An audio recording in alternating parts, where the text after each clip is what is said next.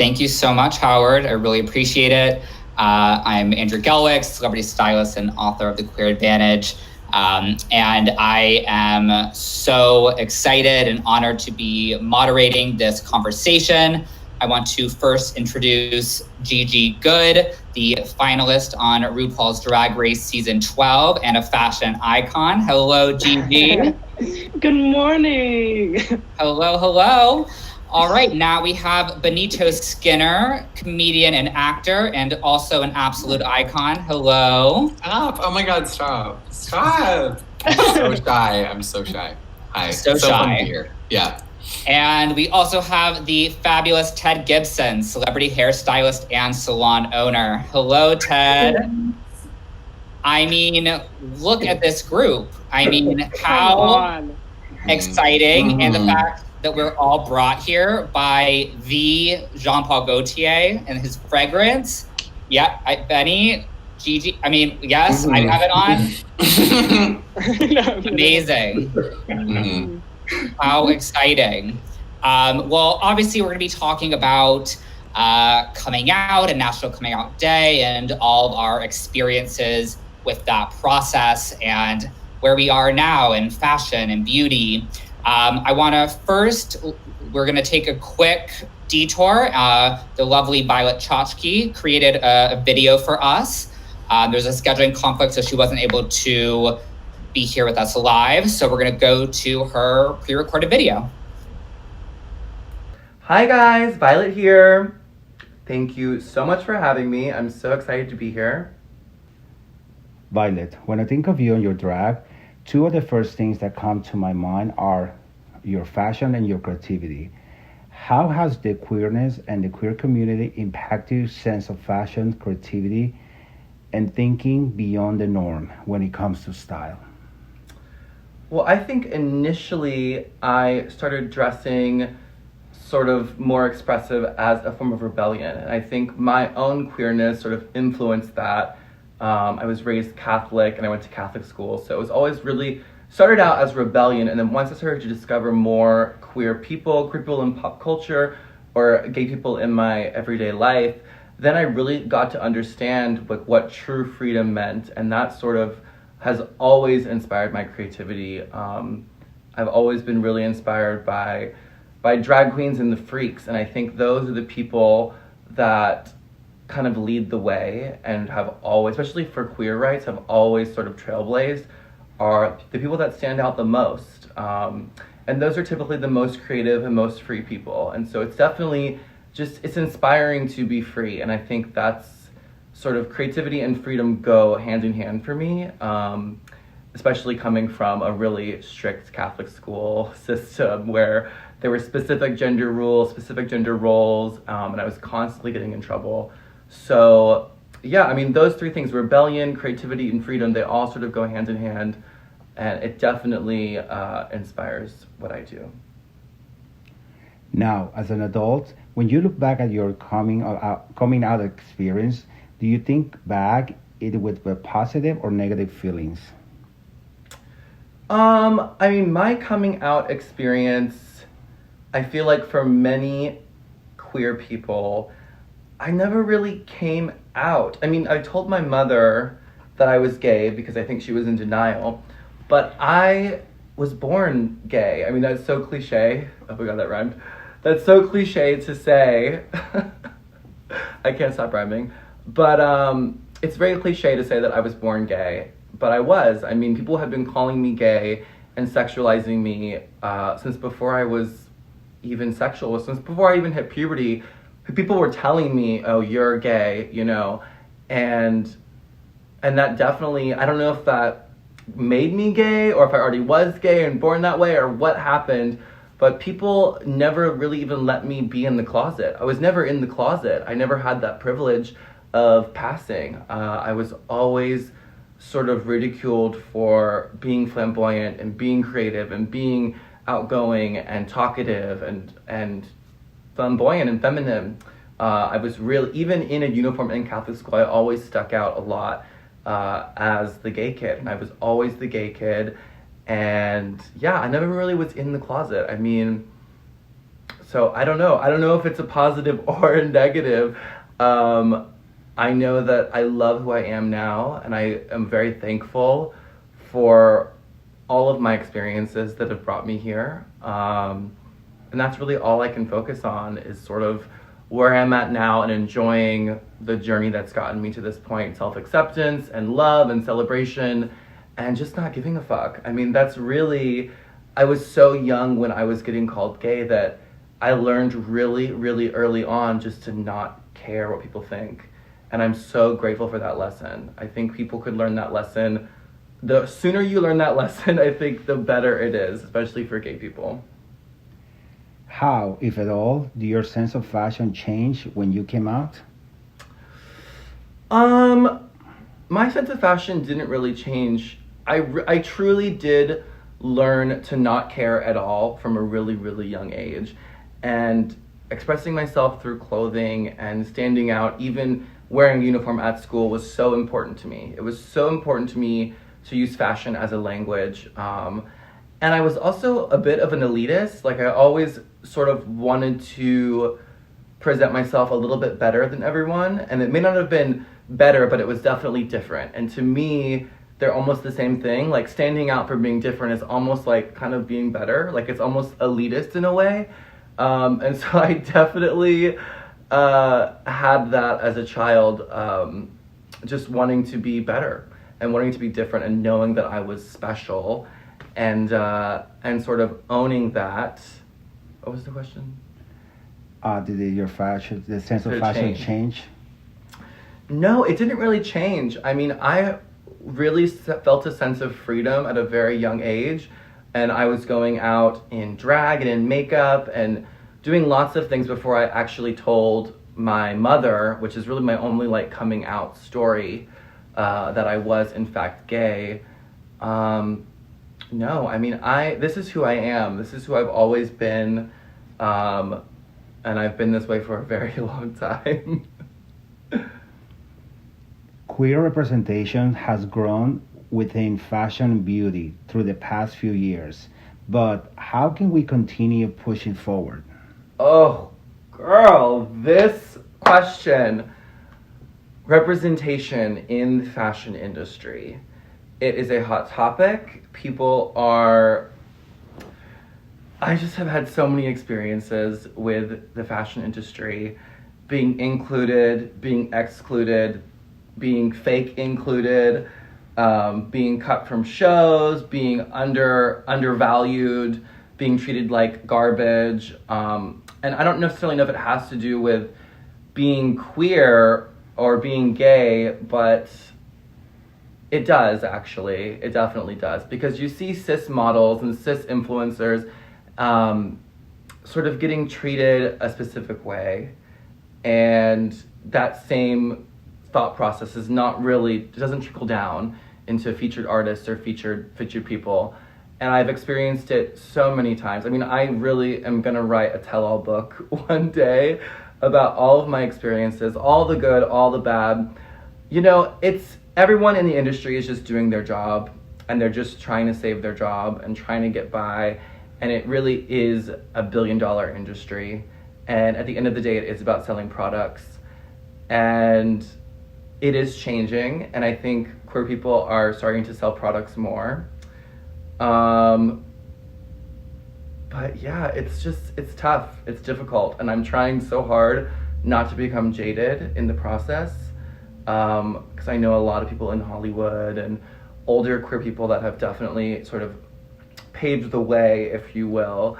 It seems like they've become a bit jaded from the industry, from either Hollywood or the fashion industry or whatever, just entertainment in general, and anything creative. You have to be really careful not to get jaded by the industry and know your worth. And I think that's the one piece of advice that I want to give to queer people, is that you have to know your worth. You have to know when to say no. You have to know when to say yes. You have to do it on your own terms, your own conditions. And you have to keep yourself like sacred. You have to treat yourself as sacred, and be careful of who you give your time to, for sure.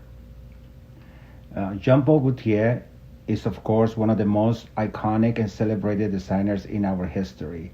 What is your first memory of seeing a Gaultier design, wearing one of his pieces, or using his cologne?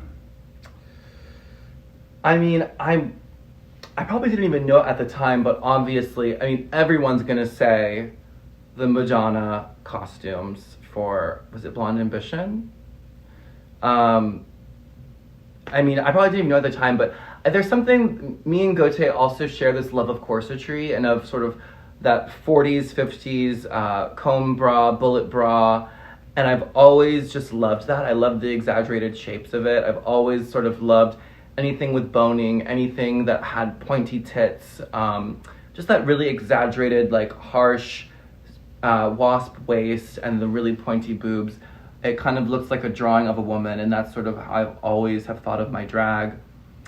So that's definitely the first time I ever really saw Gaultier and really got excited about it and sort of, I guess, discovered my love of exaggerated silhouettes.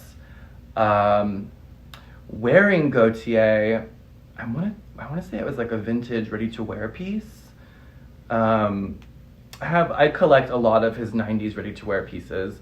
I have a lot of the mesh stuff, the velvet burnout stuff, the Cyber Baba collection.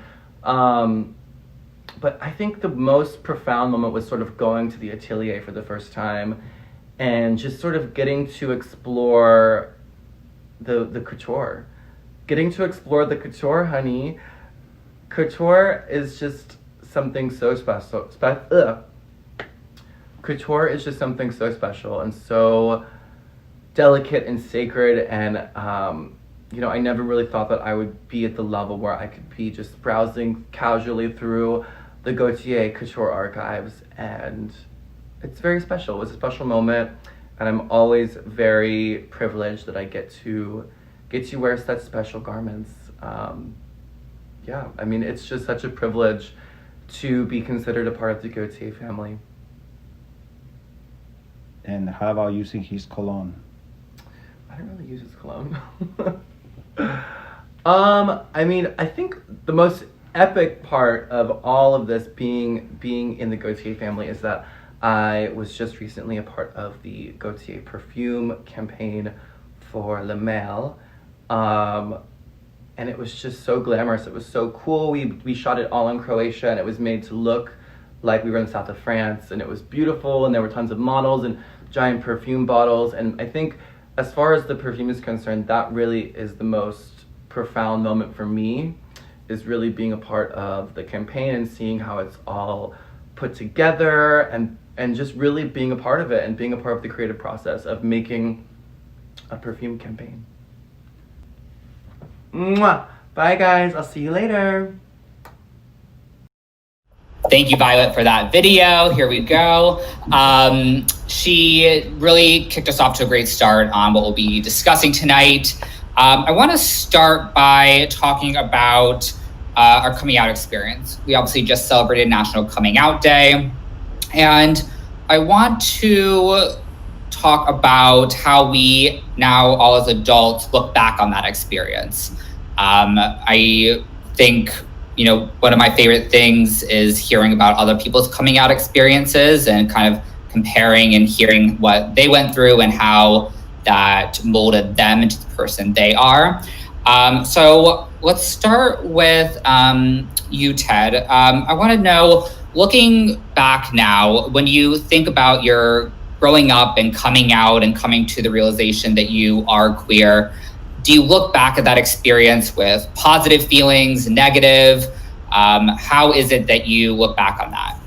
Well, it's funny. Thank you, Andrew, and congratulations on your book. And I'm just super excited about being here with these gorgeous people. When I first logged on, I'm like, oh my God, Gigi could drama. Like, who isn't fans? And Andrew, congratulations. And, you know, I think that that's a really great question. I was talking about it with my husband this morning about my coming out experience, because I knew that I was going to do this today. And, you know, I'm a lot older than you guys. And I came out in 1981.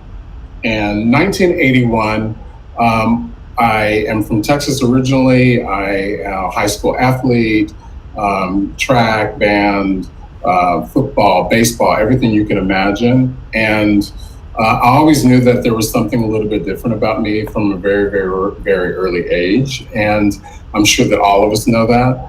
And there was this moment where I felt like in the 9th grade that I started to see maybe one or two other people that were kind of like me, you know?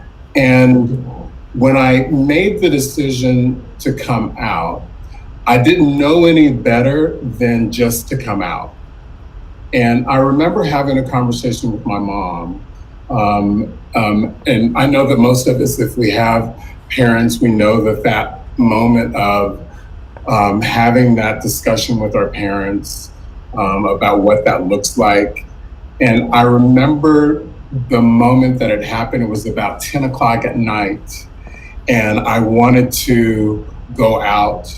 And she came in and told me that if I was going to go out, I had to be back by 11:15. So it really only gave me 45 minutes to be out.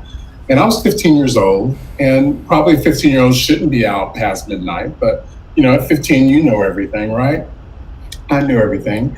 And I remember at that moment of saying, she asked me the question. She said, "So do you like girls?" And I shrugged my shoulders. And she said, "Do you like boys?" And I shrugged my shoulders. And then I told her, I said, "Yeah, Mom, I like boys." Mm-hmm. And she went into, you know, if you know any Southern Black women, my mom said, "So," she calls me Junior, "I fished on the bank.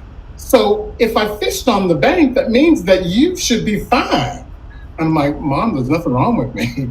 Like, I'm gay and I'm here to tell you so. And it feels right at this moment that I needed to do that." And I can tell you that I didn't look back after that. You know, I got a lot of flack in high school, but you know, I'm 6'3", 250 pounds plus. There isn't very many people that are going to say a whole lot to me, and Black, by the way. There isn't going to be that many people that are going to say much to me about it. But, you know, Andrew, I knew that I needed to do this, and I couldn't look back. So I can say that the experience was okay. I do not have any regrets about it or anything in my life at all. But in 1981, in a little town in Texas called Killeen, it may not be the right place to do it, but I didn't know any other choice. I didn't have any other choice to do that. It felt right at the time. I mean, I think how lucky, though, you know, to have no regrets about the experience and to have had the knowledge and wherewithal to know this is it for me, this is what I need to do, and to move forward. And to stand up to Black parents, you know, Southern, very, very, very Christian, Pentecostal, in fact. You know, kids are supposed to be seen and not heard. You know, but I honestly, I felt like, and we cried a lot that night, but I went out anyway. Good, as you should, as you should. I went out anyway, but I did it. It was a really crying moment. And, you know, I think that for anyone who is struggling with the idea of that coming out process, I think that it has to be for the individual.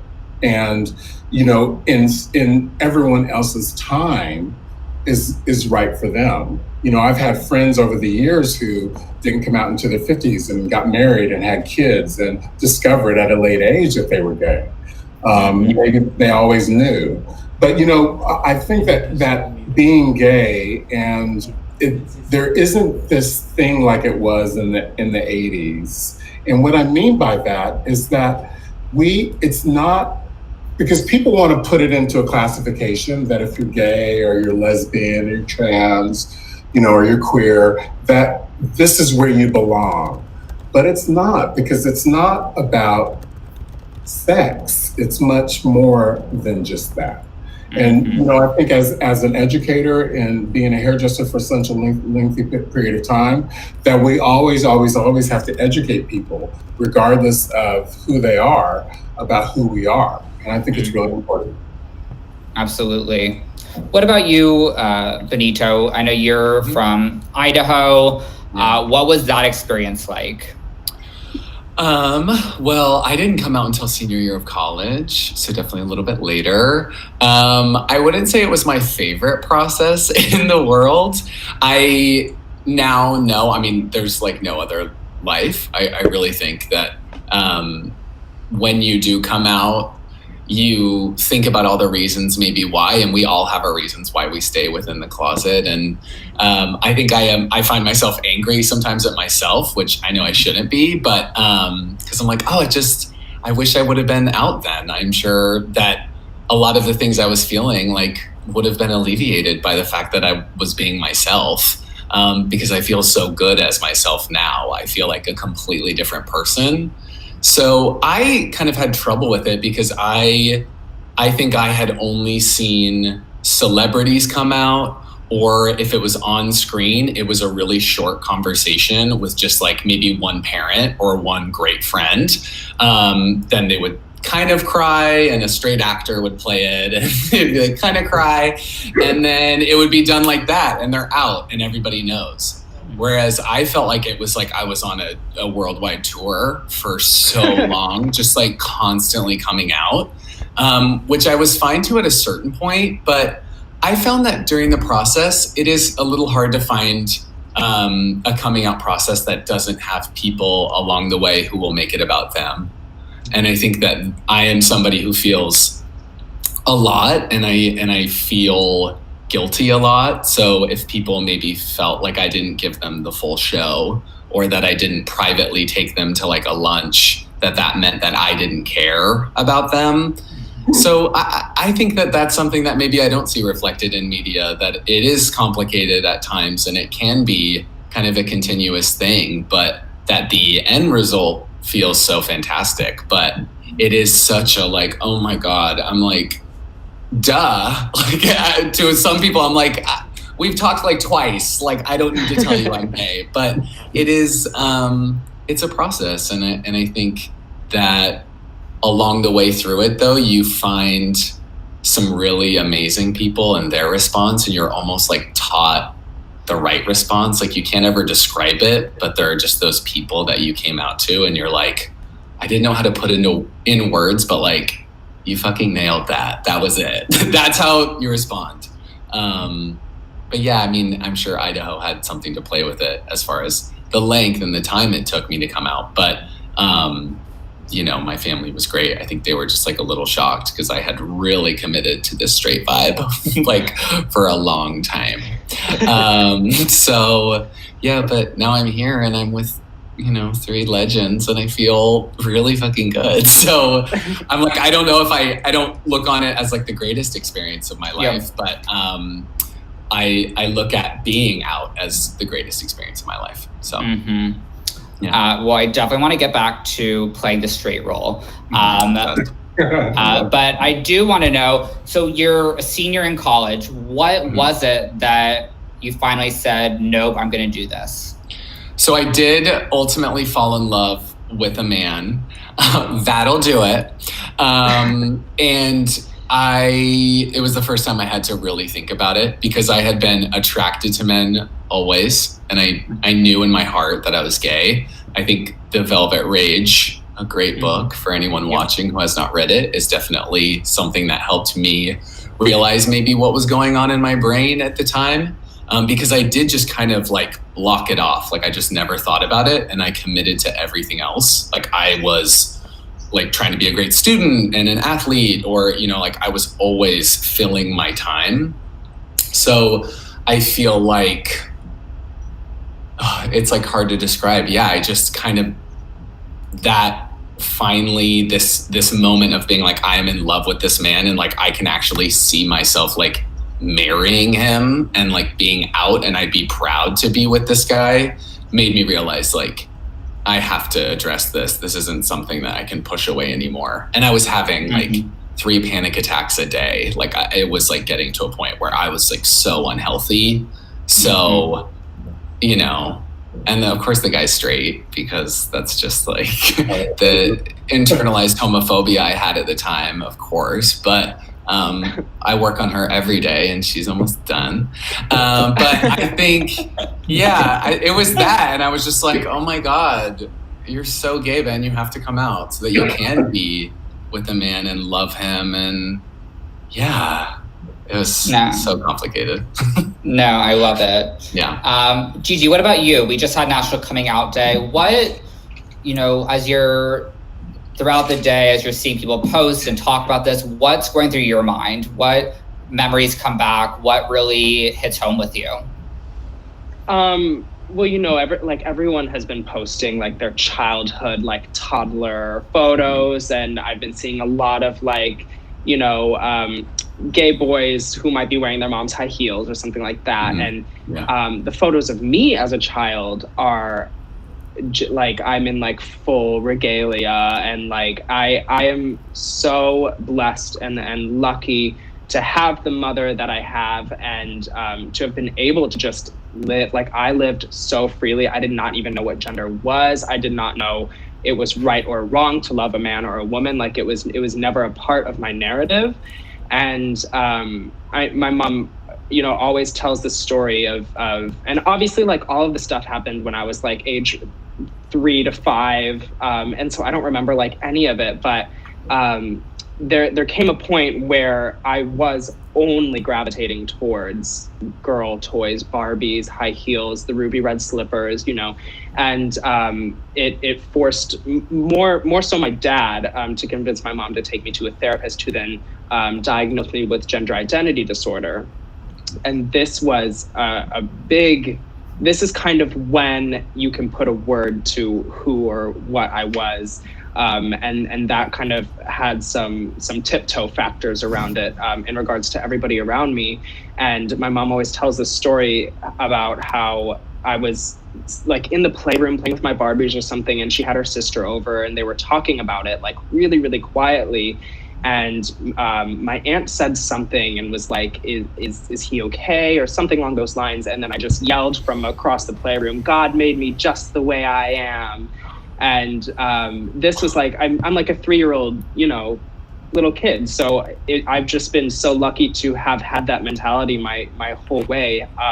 However, when it did come to middle school and around that age group was when I was outed to my dad. And again, it was kind of an unspoken, everybody knew, it just wasn't ever talked about.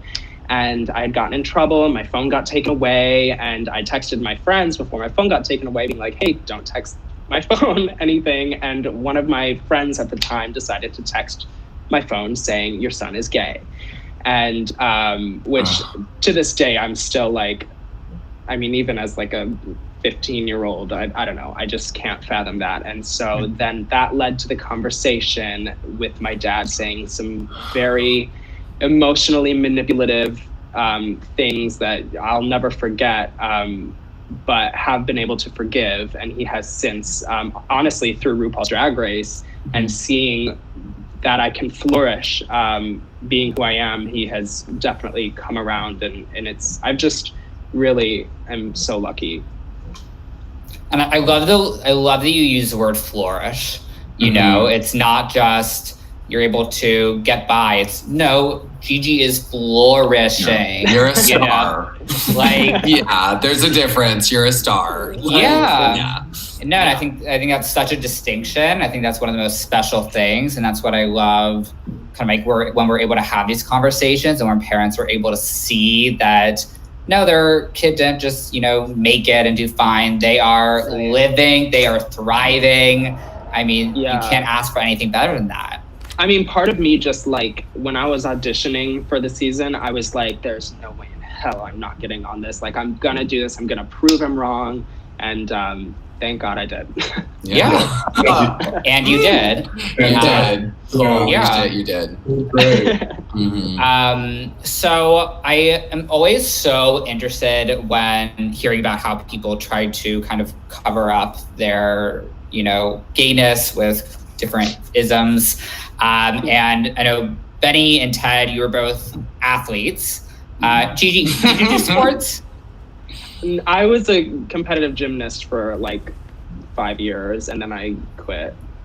Okay. Iconic. But okay, yeah, like I wish.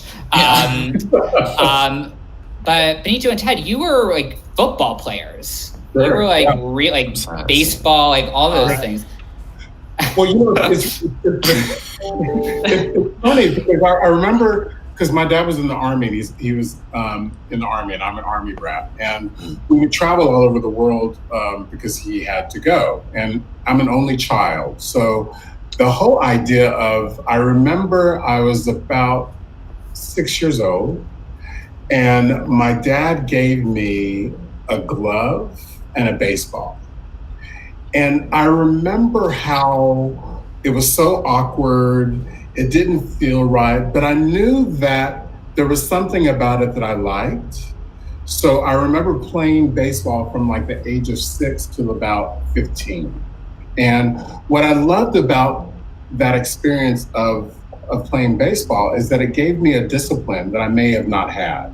Even though it wasn't something I wanted to do, I remember them putting me out in the outfield, and a ball comes and, you look at it and it drops in front of you and you don't know what to do. But at the same time, I think there was something that I would get from that experience. And I believe that it helped me with discipline, and it helped me with other things in my life. And I always think that one road leads to the next and one road leads to the next. And I believe that there are no mistakes, that everything happens for a reason. And I think that those experiences of being an athlete really helped me be who I am today. I think that discipline and determination, like Gigi's talking about determination, like she was going to go on RuPaul's Drag Race and she was going to kill it. She was like, fuck them, I'm going to get this is mine. You know what I mean? So I think that those experiences of that we have as kids really helps us build that foundation that helps us to succeed for the rest of our lives. And I believe that I'm a true testament to that, because I have been hugely successful in my career. And I attribute that to that coming out process of being who I am, because I see people who aren't. And I kind of— advantage. The clear advantage. Mm-hmm. Sure. It's Barnes and Noble. Yeah. Plug it, mama. No, but I love it that, that you harnessed your powers in that and developed those powers, and look at the career you've had. Thank you. Benito, what about you? How was with playing sports almost like part of a strategy? I want to say strategy. I love thinking of it as a strategy. That's I'm literally thinking of that's iconic. Yeah, that's literally what I did. So I want to know. Yeah, I think it was a strategy. I mean, I like the performative aspect, kind of what Ted is talking about, that kind of like, there was like a showmanship to it, and I like results-based things. Like I like work hard and you get something out of it. That's important to me. So I think it was both traumatic, but also made me very resilient. And also there was like a really moment, and I still kind of get goosebumps from it, because football never clicked. And I like, my family is super athletic, so I had like athleticism within me, but it just didn't click. Like I can't catch a football for shit. So I'm the person who has to be like, look at it. Like I could not do it. And so the first time I like got on a stage and did like my comedy show, I just was kind of like, oh fuck, like this is that, like this is my catching, like those guys can like catch a ball, and like I can do this. And like that moment where you're like, oh my God, that's how it feels to like enjoy something and like activate that part of yourself.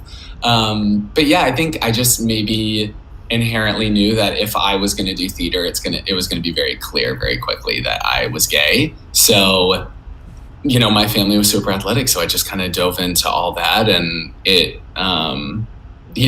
was horrible. I hated football more than anything, but it did make for some great comedic moments later in life, in my career. So I love to touch on it, because it's just so funny that like me now played that. Like it was just so opposite of everything I am, but we live and we learn. We do it all. Yeah. Like, oh my God, wasted years, but it's okay.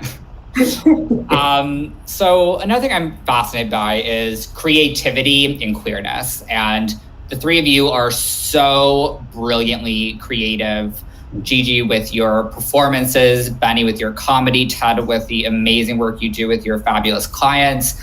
I mean, I want to know, how do you think queerness and creativity are linked together? Do you think your experience of growing up queer and being queer has impacted the way you approach your creative work and your craft and the way you kind of build whatever it is that you are creating in that moment? I'll start with you, Benny. Oh my God. Okay. I was like, I'm excited to hear your guys' answers. I was like, hey, tell me. So I feel like it has helped me because I was always an observer, and I think that was performative. So I think it helped me because I was always watching people, and I was always like curious as to what it was like to be other people. So I think that has helped me as far as doing impressions or acting. But I think also there is this, I don't know how to describe it. It's like trauma breeds great work. Like having to go through things and having to be resilient makes you great on your feet. I mean, like watching Drag Race, you watch someone like Gigi like just pull something so quickly. Like the thing that stresses me out most is quick drag, because I'm like, oh my God, that's what she looks like in quick drag. I'm like, it takes 12 hours for me to even come close. But I'm like, the fact that we can just like look around and make it work because we had to do that since we were kids. And we also have this like beautifully rich history, like not just Jean Paul Gaultier or, I'm like Divine, RuPaul. Like there are all these things that are a part of our culture that we get to embrace once we come out. And I think that it's because of the fact that we're put in pressure cookers since birth, and we have to make a lot of lemonade, and we do, and it's really good art. So yeah, I don't know, that made no sense, I think. But, okay. I'm like, okay. That makes total sense. What about you, Gigi? Because as Benny was saying, just when you look at you and your work, you are so brilliantly creative. You can't see one of your looks down the runway or performance and your jaw just not drop from how not only immaculate it is, but creative. How do you see the connection between creativity and queerness? I think that, my connection to creativity has always come similar to what Benny was saying, kind of out of necessity, in that the only person I really had growing up was my mom, who was and still is my very best friend. And I think through her, as well as, and because of her, discovering my own, queerness, even though there was no name for it in my head at that point, I just grew up with creativity. And I, again, was lucky to have gone to a middle school with a great arts program and a high school with a great arts program. And I am completely and utterly aware of how lucky I am at every stage of my life. I just kind of got pushed through to where I was going. And I know that there are so many kids out there that have so many obstacles and hoops to jump. But I do think that for those kids out there who do realize, who are lucky to realize at a young age who they are and their queerness, if any, that can often be their saving grace, and that creativity can become what their best friend is. And I do think it comes hand in hand. It's almost different though, because I do have an older straight brother who is an industrial designer, a very creative, like woodworker, but we look at creativity in such different ways, and I look at it through the lens of queer history and designers and just fashion, all of that, and he looks at it through the more practical, cars and wood, trees. I don't know, like. So it is. Yeah, honestly. So I feel like I'm rambling, but yeah, it does go hand in hand to me. I love that. What about you, Ted? I mean, you've worked with truly every iconic woman there is. You've done Chanel. I mean, it's unbelievable what you've done. How, you have to be so creative in what you're doing, and also, be creative within the boundaries and comfort of your clients as well. How have you seen this relationship? Well, I have to go back to say I'm so excited about being on this panel with you guys, because I feel like that we're living in a time where we have such opportunity to be who we are. Because when you were talking about designers, when I think about, because I love cinema, the reason why I became a celebrity hairdresser is because I love the transformation from, the actress who comes in with a robe on and her hair in a towel and the hair and the makeup. I mean, Gigi, Benny, what that thing is, and how you come from this place and you end up at this place. And what I guess what I'm rambling a little bit, what I'm getting at is that, we live in a time where, a fashion designer can be who they are. They don't have to be married to a gay fashion designer, male, doesn't have to be married to a woman and have a beard these days. Like, he can be whoever he wants. Marc Jacobs, Michael Kors, they can be whoever, they want to be, and not have a thumb on them saying that they have to be someone else. So I think that as creatives, if we can have the opportunity to be who we are, it's like out of this world. Because if they could create what they created by being stifled with a thumb on top of their heads, just imagine what it's going to be like in the next 15 years, in the next 20 years, when there's so much openness to creativity. And as a celebrity hairdresser, for me, I'm so about cinema. I love the 40s, and I love this, Gigi. That's right. I love the 40s. I love the 50s. I love the 60s. I love decades, and those decades and actresses. I'm classic with a twist, and I take what happened in the 40s and make it modern, and I make it what happened in the 20s and make it modern. And I've been lucky to, like you said, work with the most iconic women in the world, but I've worked with really great photographers, and have gotten beaten up by all photographers on set because they have a vision and I have a vision. And I think it's important for creatives, as we all work together, to create something really special. So I think that now is a really, really good time. I do. Yeah. Okay, did anybody else get chills? I literally got goosebumps when he was talking about the potential. Not just from the AC absolutely blasting my face while wearing the sweater, but yes, you're a legend. Oh my God.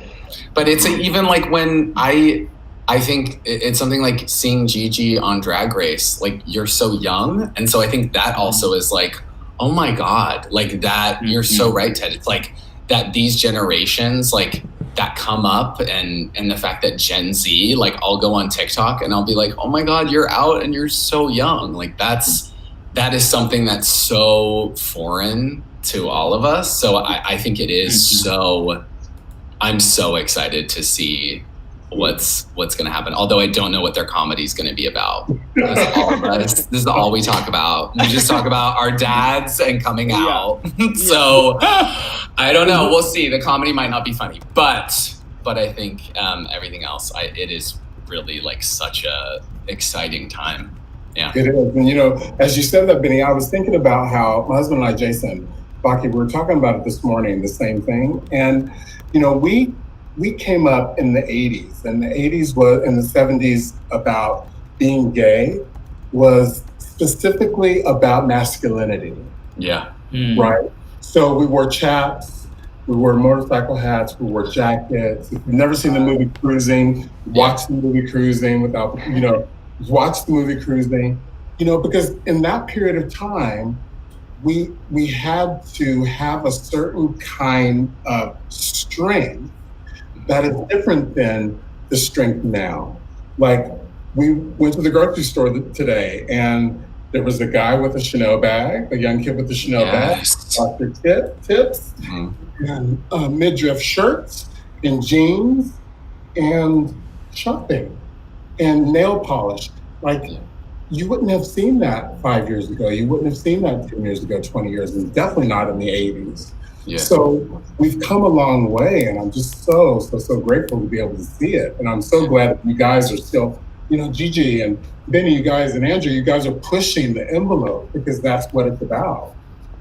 So I love that, and I think that as we wrap this up, I think that leads me to my last question, which is, and Violet mentioned this in her video, but we have come so far. We have had so much progress, but I also think one of the worst things is complacency and thinking that where we are is good enough.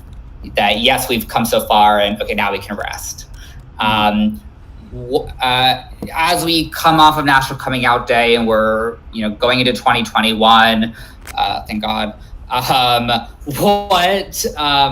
What is it that you think the people need to keep in mind? What is it that we need to be thinking about as we move forward, to keep moving forward, to keep bringing the progress continuing on and not just staying complacent and stagnant where we are? Ted, let's start with you. Motherfuckers, vote.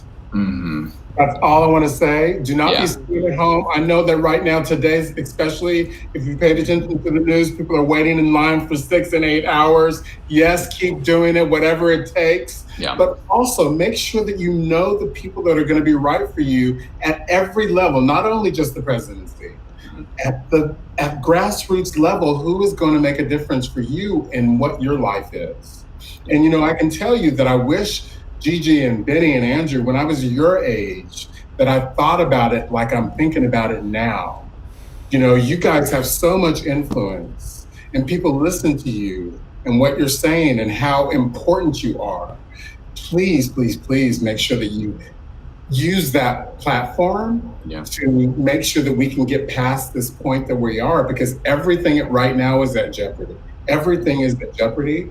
All the work that everyone has done before us is at jeopardy right now. So we have to make sure that we hold on to that. And Andrew, that is such a great question. I got chills, you're talking about it. I'm just so about it right now. Yeah. Oh. What about you, Benito? Yes, vote. Oh my God. Please. But also, I think what I've tried to catch myself, and I hope that, I don't know. I hope maybe someone listening feels this too, but I had a few people message me, and they were like, my kid came out to me and all this, and I was like, okay, and they said, they were nice, and I was like, okay, great. I'm not going to clap for you. You should be. That is bare minimum. I love that Dwayne Wade so supports his daughter, but I also am not going to act like that is insane. That is so incredible of him. It's of course that's your child.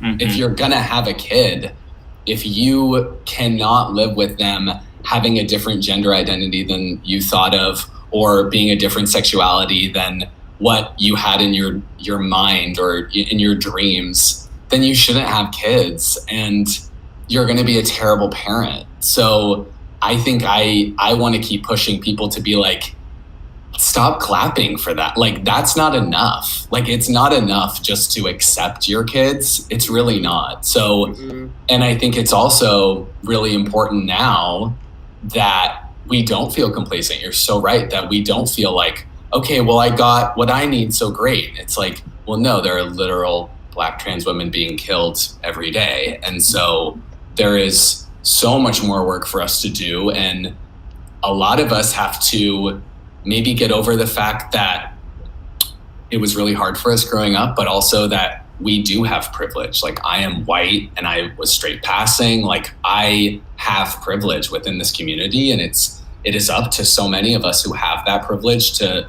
step up and make this not such a separated community, but like truly what it is. I mean, like, LGBTQ plus that's a lot of people. So if anyone isn't feeling safe walking home, or isn't feeling like okay in school, or is still like committing suicide in middle school, then we have so much more work to do. We really do. Mm-hmm. But I know that if any group can do it, it is us, because we're resilient motherfuckers.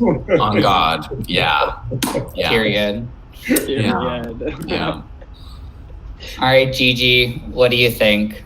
I mean, so well said between the two of you, honestly. I'm honestly not sure what else I could add to that, because you just said it so eloquently. But I think in order for the queer community to move forward as a whole, we have to stop pinning one another against each other, and we have to actually be a community, because just lately there has been so much injustice and unfairness within the community, and very blatantly too. And I really didn't understand the degree of this until I came off of a national television show. You know, it's just like insane seeing the comments that some people are actually typing out on other people's pages, who are supposedly their brother or their sister, or you know, they may not be your fave, but you don't have to just like destroy them. And I know personally people who are quitting drag and who are just like moving into a different way of life just because they've let these people within our own community get to them. So obviously, yes, 100% voting, know your privilege and know what power your voice has. And yes, we don't need to gaslight the parents who are saying everything that they should be saying already. It's just a matter of time before it becomes something that's completely unspoken, and it's a matter within the family, and it doesn't have to be posted about. And then finally, just us as a community, we have to work together. We have to come together. There needs to be no more walls between the subsects of LGBTQIA+. It's just, it's one unit, and we need to become that in order to move forward. Yeah. I mean, what a way to end this. Gigi, Ted, Benito, thank you. Thank you to Second Tuesday and to Jean Paul Gaultier for bringing all of us together. This was such a special conversation. So an honor to be here with the three of you. You're such inspirations and brilliant creatives, and I love following each of you individually and seeing what you do. So thank you so much, and see you soon. Thank you. It's such an honor to be a part of this. Love y'all. Love you too.